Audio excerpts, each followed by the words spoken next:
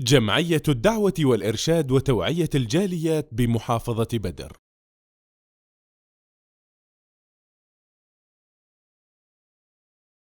بسم الله الرحمن الرحيم. يا أيها الذين آمنوا لا تقدموا بين يدي الله ورسوله واتقوا الله إن الله سميع عليم. محترم سامعین و ناظرین، آپ نے سورہ حجرات کی آیت نمبر 1 کی تلاوت سنی۔ سورہ حجرات قرآن کریم کے 26ویں پارے کے اندر قرآن مجید کی 49ویں صورت ہے اور یہ مدنی صورت ہے، اور قرآن کی طوال مفصل صورتوں کی ابتدا اس صورت سے ہوتی ہے، یعنی وہ صورتیں جن کا پڑھنا نماز فجر کے اندر مستحب ہے۔ آقا علیہ الصلاۃ والسلام ان صورتوں کو فجر کی نماز میں پڑھنا پسند فرماتے تھے، ان کی ابتدا اس صورت سے ہوتی ہے۔ اللہ تعالیٰ اس آیت کے اندر ارشاد فرما رہے ہیں، فرمایا یا ایہا الذین آمنو، اے وہ لوگو جو ایمان لائے ہو، یعنی اے ایمان والو، لا تقدموا بین یدی اللہ، لا تقدموا، نہ تم بڑھو، بین یدی اللہ، اللہ سے آگے، ورسولہ، اور اس کے رسول سے آگے، واتقوا اللہ، اور اللہ سے ڈرو، ان اللہ، بے شک اللہ تعالی، سمیع، سننے والے ہیں، علیم، جاننے والے ہیں۔ محترم سامعین، اللہ رب العالمین اس آیت کے اندر ہمیں اخلاق اور آداب سکھا رہے ہیں، اور سب سے پہلے آپ نے فرمایا کہ اے ایمان والو، ایمان والوں کو خطاب ہے، مومنین مخاطب ہیں، اور یہ مدنی صورتوں کی علامات میں سب سے بڑی علامت ہے۔ جس صورت کی ابتدا ایمان والوں کو خطاب سے ہو، یا جس صورت کے اندر ایمان والوں کو مخاطب کیا گیا ہو، وہ صورت عمومی طور پہ مدنی ہوتی ہے۔ تو مومنوں کو آداب سکھایا جا رہا ہے،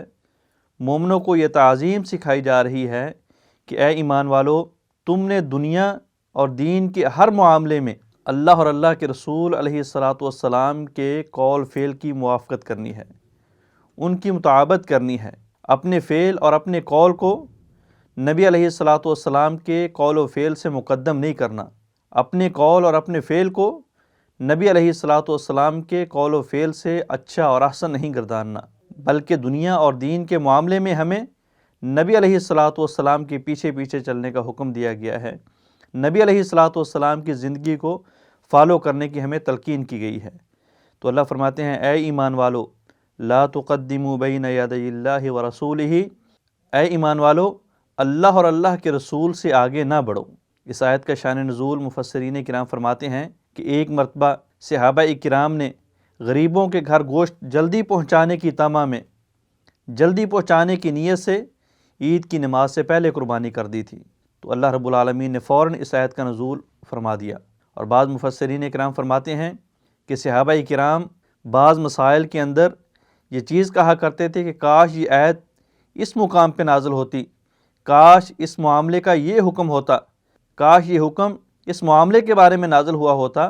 تو اللہ تعالیٰ کو یہ چیز ناپسند آئی، اور اللہ تعالیٰ نے ان کو اس چیز سے منع کر دیا اس آیت کے اندر کہ اے ایمان والو، اللہ اور اللہ کے رسول سے آگے بڑھنے کی کوشش نہ کرو، یعنی اللہ اور اللہ کے رسول کے حکم سے آگے اپنا حکم چلانے کی اور اپنا حکم سمجھانے کی کوشش نہ کرو۔ اے ایمان والو،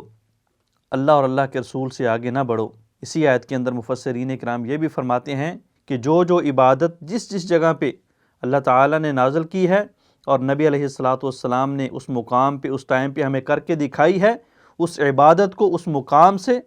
ان دنوں سے، ان اوقات سے، ان ٹائموں سے آگے نہ کرو، بلکہ جس ٹائم کے اندر عبادت نازل ہوئی ہے، جس ٹائم کے اندر عبادت کرنے کا حکم دیا ہے، اسی ٹائم کے اندر اس کو سر انجام دو۔ واتقوا اللہ، اور اللہ سے ڈرو۔ اللہ سے ڈرتے رہنا چاہیے ہر وقت، لیکن جہاں پہ واتقوا اللہ آئے تو یہ ڈر کی انتہا ہوتی ہے، یعنی جو کام تمہیں کرنے کا حکم دیا گیا ہے اس کے اندر ذرا برابر بھی کمی نہ کرو اور اللہ سے ڈرو، اور جن کاموں سے آپ کو منع کیا گیا ہے